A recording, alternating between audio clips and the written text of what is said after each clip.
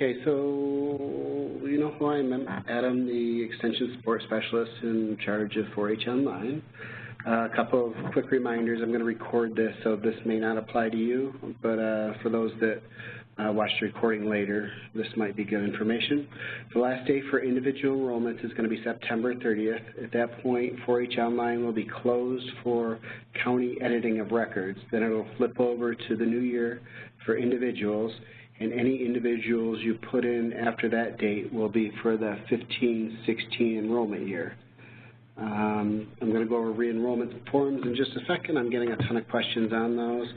Group enrollments always seem to trickle in after the individual enrollment, so the last day to put them in for this 4-H year is October 31st. The re-enrollment forms I'm getting a lot of questions about, so I'm going to jump into 4-H Online and show you a couple different ways to get those. So right now I'm in a county account, and if I want to get my re-enrollment forms, I'm going to jump to reports. And I'm finding that most people like to have these by club. In earlier webinars, I've demonstrated it by family.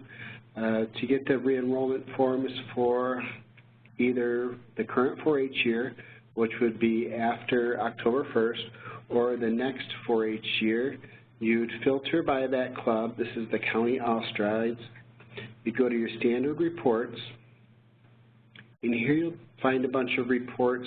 The ones you're looking for re-enrollment are the re-enrollment form for the current year and for the next 4-H year. So if you wanted your enrollment forms for 2015-16 by club, you would click on this button for the next 4-H year. It'll take about Adam? We can't see anything on our screen. Okay, let me... It's just gray. Okay. Thanks for letting me know. Yeah. Share.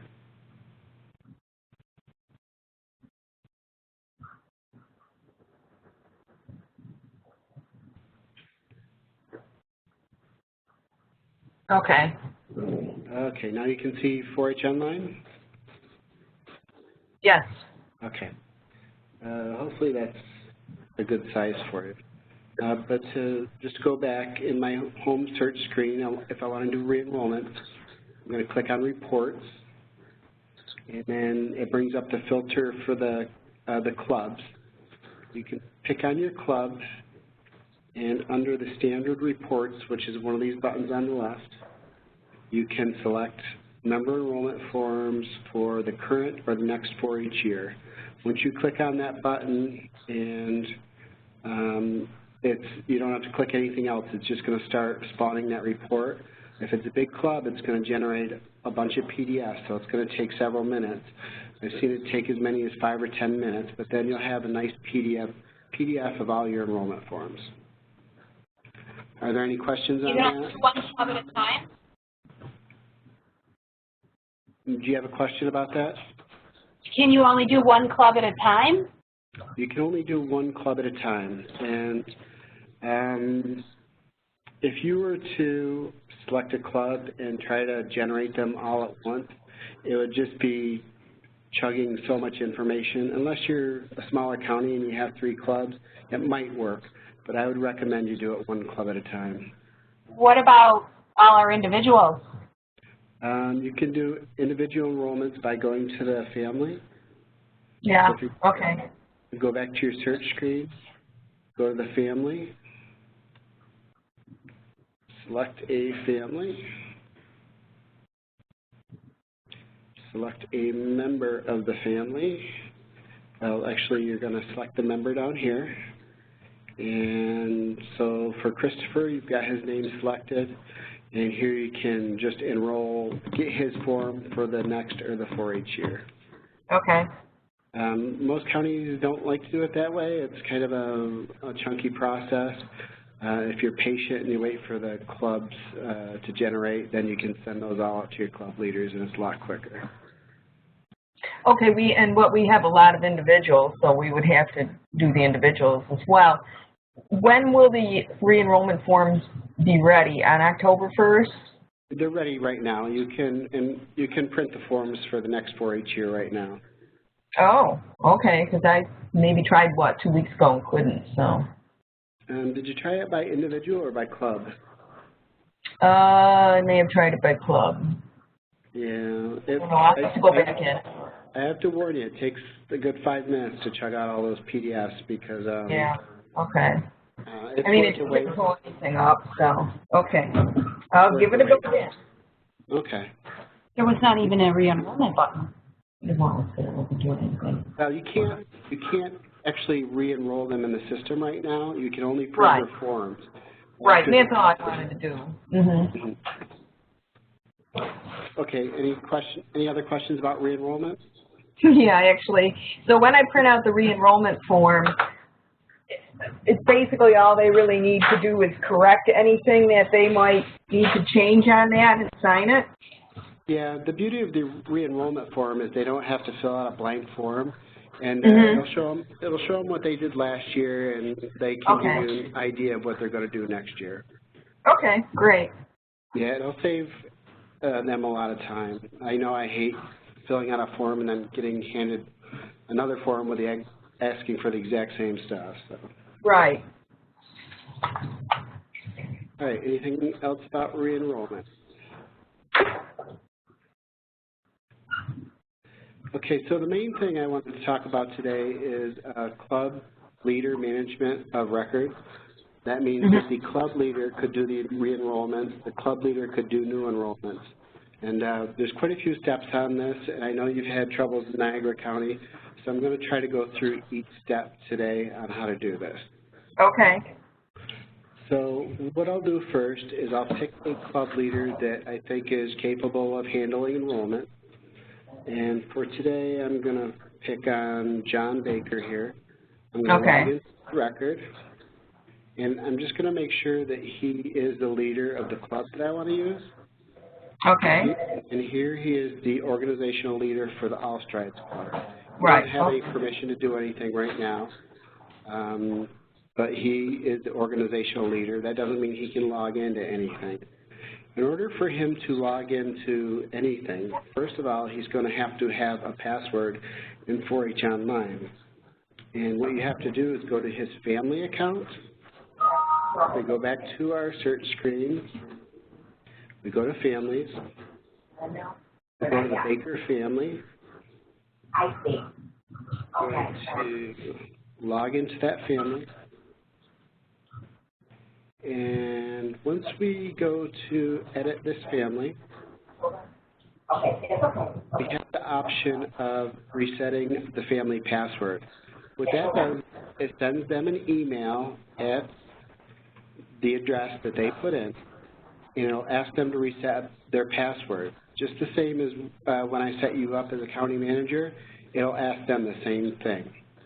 Once they get that password, they can't do much more than log into their own family record at that point. So that's the first step, is to set up the password for the family. Now, in order for them to be able to do anything, if they want to manage the club, you're going to go back to the Clubs tab. You're going to look at their All Strides Club. You're going to edit the club. In this club, you're going to assign a password to, and you're going to give them this permission. This is allow member management or just log in and look at the club. So once we set those two and we give John this password that we create,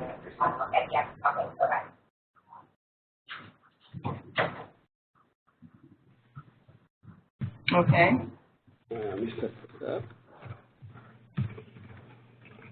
We're going to have to put a password in there. We're going to have to share that with our club leader. We're going to update the password. And once we've selected these little allow management and login, you can save that. Now once John has his password to log into 4-H Online, he has the password for the club, he'll be able to manage the members of that club. So let me log out of the county account, and I'll go ahead and pretend I'm him. And I've got his stuff right here. This is his email address. You may not be able to see anything. I'm just looking up his email address.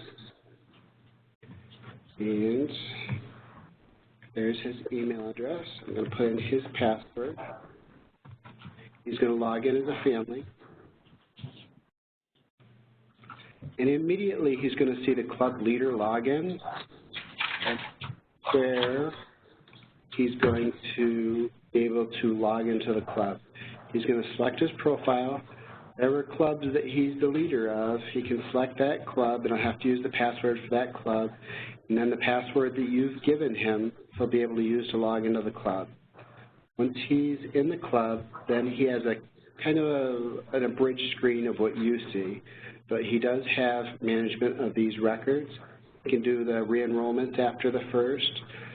He can, most importantly, is he can add projects to his youth and activities, groups, and awards. But I would think that most of what they would be doing is adding projects to youth records.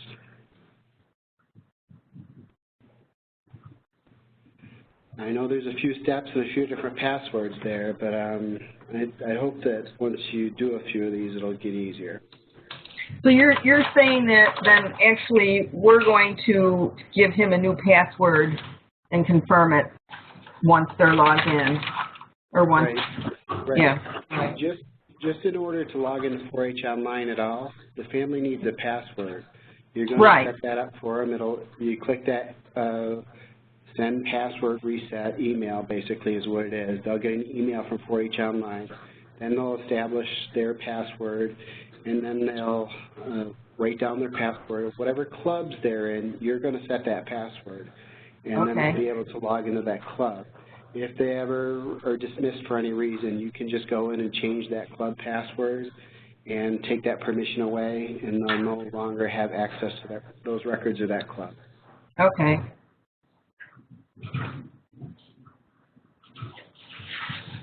So would you be willing to work through this with the person that we've been trying to set up with Amanda Henning? Would you be willing to work through this with her? I mean, do it right now?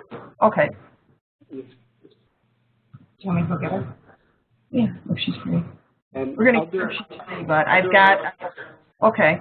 I'll do that right now, but before that, is there any other questions? Because I want to stop the recording if there's going to be anything like her email address showing.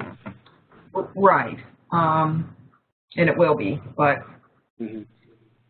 I don't have any other questions. I just would like to see this. See it work. Yeah, see it work. You've got it.